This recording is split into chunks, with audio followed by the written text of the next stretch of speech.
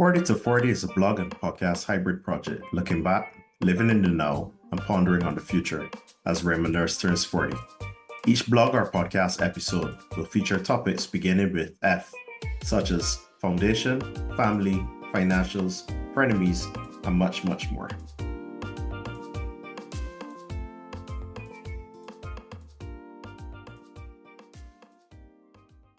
What a joy it was to have my mother on 40 to 40 as my first guest for last week's episode entitled Favorite.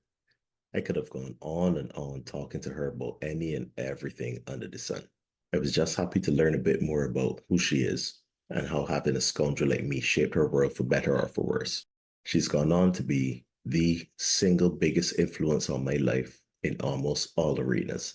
Two things she instilled in me from early days were pride in the work I do and a proper work ethic. I won't tell you the age I started to work at because you would hear murmurs about child labor and all of that jazz. Literally, all of that jazz. I was 8 years old when I started my first paid gig in life, tagging along with my mom as she did a 1 week in January stint at the Barbados Jazz Festival. She had her reasons for taking me to work with her during that week, and I had an 18-year career that saw me start with selling jazz festival programs and ended with me designing t-shirts and memorabilia for the festival patrons. We'll get into that more at some point later. Today, we get to look a bit at my profession of architecture, how I got into it, and where I am professionally as I barrel towards 40 and beyond. I was introduced to technical drawing in secondary school at the age of 11. That would go on to be the only subject I studied every year from start through finish until I was 18 years old, and it was college time. It was geometrical and mechanical engineering that was the focus of my technical drawing classes, but the concepts are pretty similar. Somewhere in there, you get a plan, elevation, dimensions, isometric, and orthographic views, blah, blah, blah. My Aunt Yvette, dad's sister, is one of my earliest points of reference for a professional in the industry. She had studied urban regional planning and was using AutoCAD to do some of her work for Town Country Planning and National Housing Corporation during her 40 years at those government entities in Barbados. It only felt natural that I would progress from drawing by hand with a T-square to drawing on the computer with mouse and keyboard inputs. My journey into architecture was not fully centered on the field, as this was my way to escape Barbados and have my forever in a day with my girlfriend at the end of secondary school times. The relationship did not last my first year in college, as distance with these things called love is tough, and distance with these things called love at 18, 19 is even tougher. Not in Kansas anymore. Dr. Rohan Bailey at the Caribbean School of Architecture, CSA, in Jamaica, opened his spiel to my graduating class on day one with the famous Wizard of Oz quote, "You are not in Kansas anymore." Lordy, was he right. That day, at the end of August or early September in 2003, yes, bring out the calculators. He made that declaration, and how many ever years later, he was right. My thought process and the way I viewed the world was constantly changing as time went by, with me operating in some capacity in the built environment. This world of architecture was now my odds, and I was far, far, far away from home. I drank the Kool-Aid and was fully vested in this new paradigm. That is one reference I'm expected to make because the way you communicate should highlight architecture is now my odds. This juxtaposed with writing everything in real life in all caps granted me entry into this exclusive club. Blink and you might have missed the second reference. You could not sit through a critique without hearing paradigm or juxtaposition at least once from either student or lecturer. If you did sit through a critique and hear neither, ask for your money back one time, because those professionals are real pretenders. But I drank the Kool-Aid and it nearly took my life, for real. It would have been a glorious way to go. My first weekend in architecture school was the first of what would be countless all-nighters, as there never seemed to be sufficient hours in the day to get the job done. One thing I had to reconcile with in early days was the job is never done in architecture. There's a level of doneness, but you can always take it from well done to burnt out. Architecture school flared up my heart issue, and at the end of my first year, I was scheduled for open heart surgery. I went on to always try to impart my lived experience on my students as a teaching assistant in grad school. Take care of yourself and know the level of doneness that works without pushing it all to burnt out. Form versus function is architecture's version of which comes first, the chicken or the egg. I believe it simply comes down to what do you prioritize and hold dear in life. Form is the aesthetic, the pleasing to the eye, the beautiful, while function is the layout, the purpose, the reason for the season. I am repping heavy for team function. It can look as stunning as ever, but will it work sums up which camp I reside within. My undergraduate degree completion in architecture was the toughest thing I have had to do in my life. I did not take time off to fully recover from surgery, and that was an error on my part. If I could go back, I would not force myself to try to balance life and the cornerstones of my career. It would be a simple choice, with life being the clear winner. Here we are. The decision was made. I still had to spend an extra year at the University of Technology doing a design studio course, so the time was the time, and it could have been spent differently. Another reason for choosing my health at the time would have been to get honors. I had the CSA secretary look at my grade slip once, and she was shocked that my GPA was as high as it was, despite me failing design studio the year after surgery. The writing was on the wall regardless, as one of the requirements for honors is not failing design studio at any point, as that was a prerequisite course in architecture. My choice also made it extremely difficult to get into a grad school program, so I had to bide my time, and bide my time, and bide my time some more. What turned out to be a gap year turned into 2, then 3, and before I knew it, I was over half a decade between degrees. I look back at the time, and I'm grateful for those tough years floating around the built environment. How does a chap that had a job lined up before leaving Jamaica to head to Barbados end up floating around? Easy. Timing is everything. That chap left Jamaica on Sunday to start a job the next Monday. He stayed there for 7 odd months, but saw a few things he didn't like and decided to get up the first day of the year, 2009, iron his work clothes, and head to the office to resign his post immediately. He ensured to turn away the pleas from his boss to reconsider and stay on board.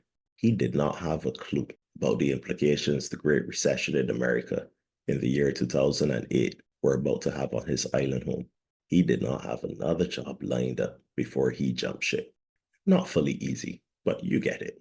Flotation devices attached, and some fun in the sun was about to go down. I ended up unemployed for a good chunk of my time between degrees. It did not break me.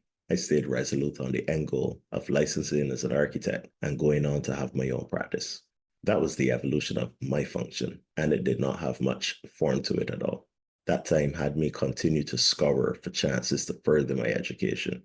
It also gave me a more holistic approach to design and the built environment. I worked for myself in architectural design with stints in Barbados, working for others in engineering as a technician, environmental protection as a building development officer. A chance came up for me to work as an architect at a multidisciplinary firm in St. Lucia. I remember getting to my mom's house and while pulling up, getting the call. It was the year 2014, and surely this was the start of the end of hard times. Era. I have had 3 not nice bosses in my career.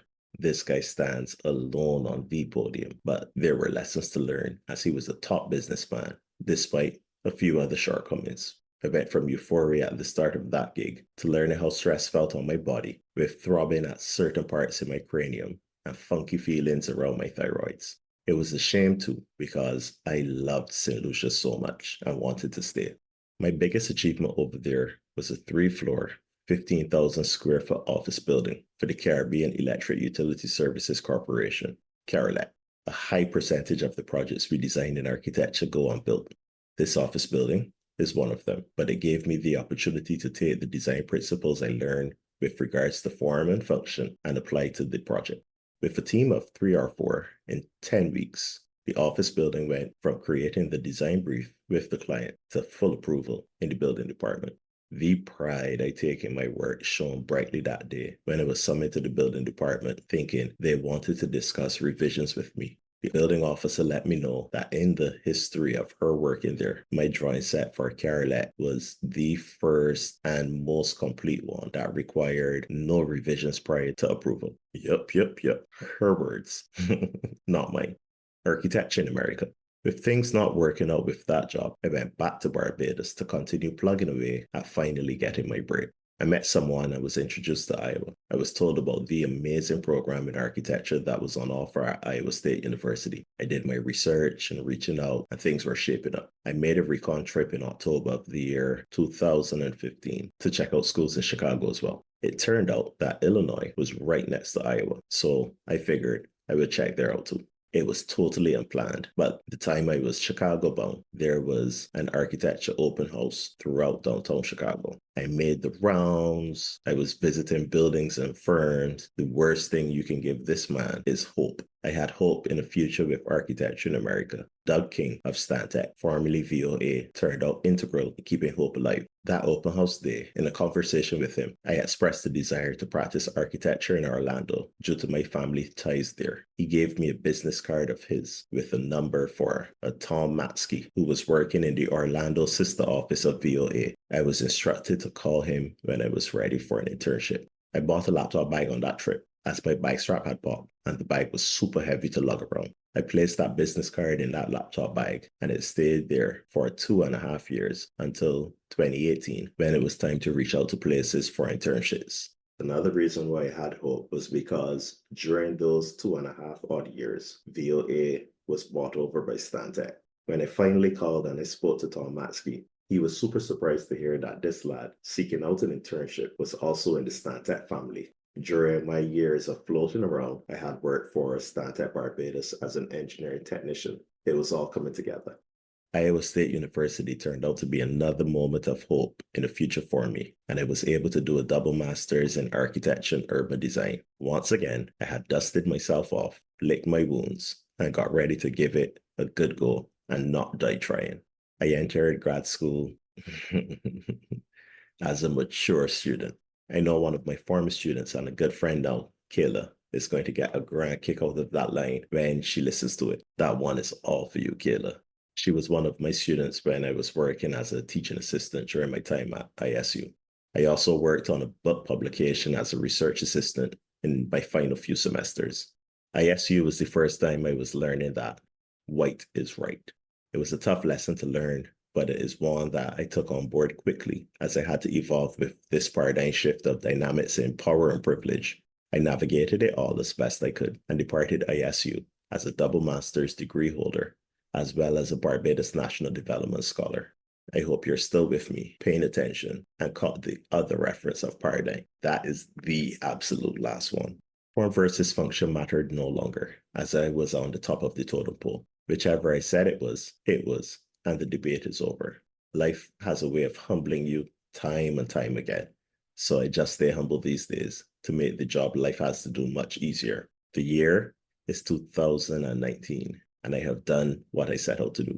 I now have 3 years I can work in America under a program called STEM OPT before I have to leave, unless I have figured out another way to stay professionally in the country.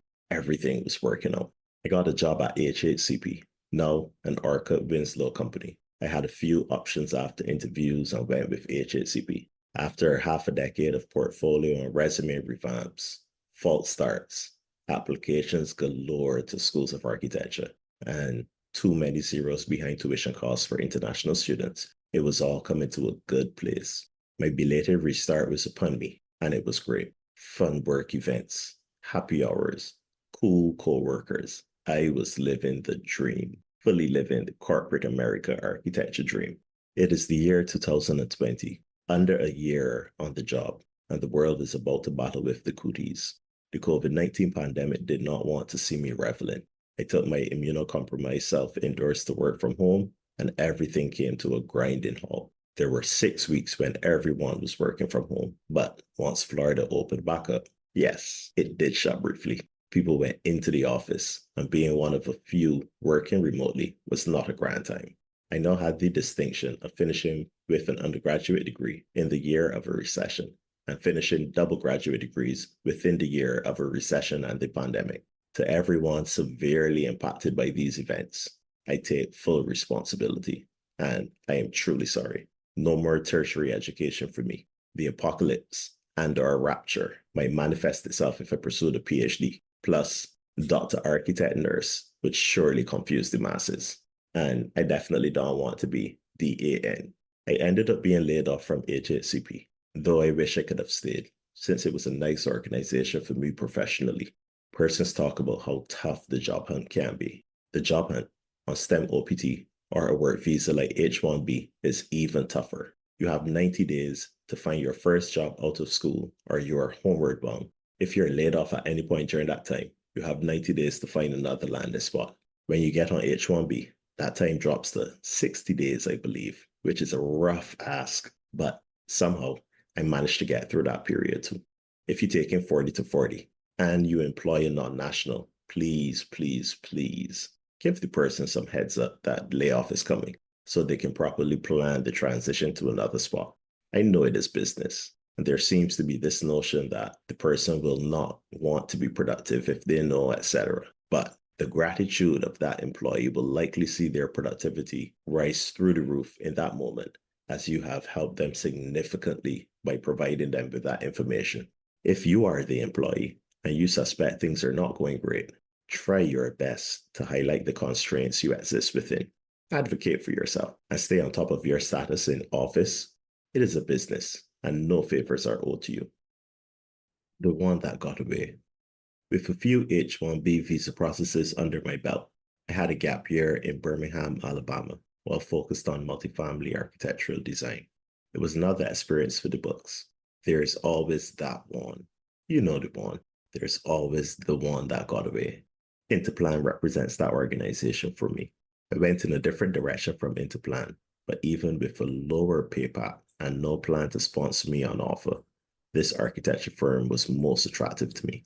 I probably should have followed my heart, but my head told me that securing your H-1B visa status was top priority, so I went away from Interplan. Interplan tried to make me stay though. I know the culture in work is one to negotiate, but that is not something that I had done or planned to do when I reached out. Before I knew it, the salary was being matched, and this one didn't have to get away. The only hurdles left were my H-1B visa status and exam resources for licensure in architecture.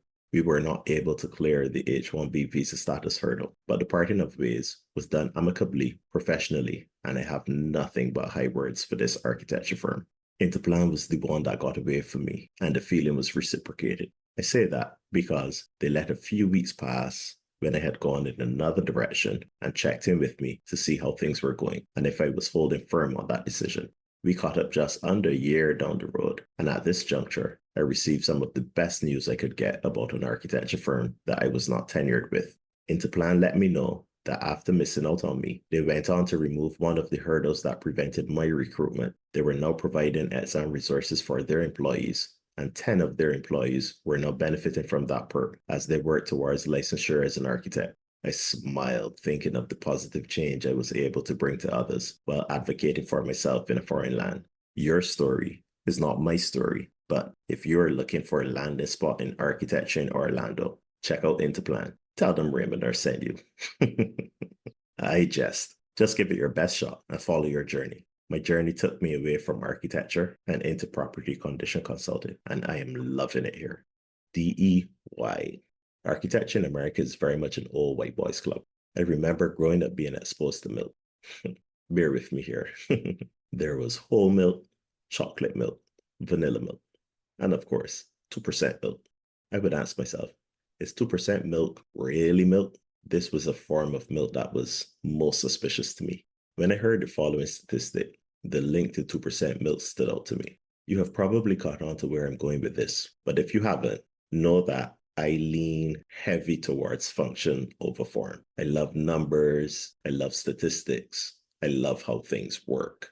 The second largest minority group in America are African Americans. 15% of the population of America is Black. At the time when I saw the statistic, 2% of licensed architects in America were Black. Black men made up 1.3% of that 2%, with Black women making up a mere 0.7% for the remainder. Is 2% milk really milk?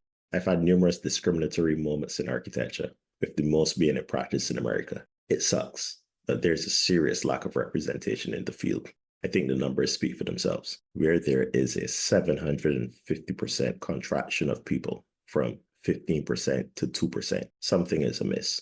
I will continue to fight for what is right, but I get why so many African Americans are tired and just depart the field. They have reached a level of doneness that just prevents them from being able to carry on any further. With the push to further decimate any attempt to provide diversity, equity, and inclusion, I suspect architecture will see any gains made diminish to get the industry to 2% milk, or something even more heinous than that, like skimmed milk. I'm here wondering what percentage of milk truly makes it no longer milk. I will continue on in the field, as it is coming up to 2 decades I've been entrenched in this love-hate relationship. Ultimately, I want to continue to position myself in a way to give back to Barbados and my Caribbean region. Whichever team you are on, in form versus function, is 2% milk really milk? The next episode will be a podcast hosted by Ashley Long. Cheers for listening and stay ever blessed, family.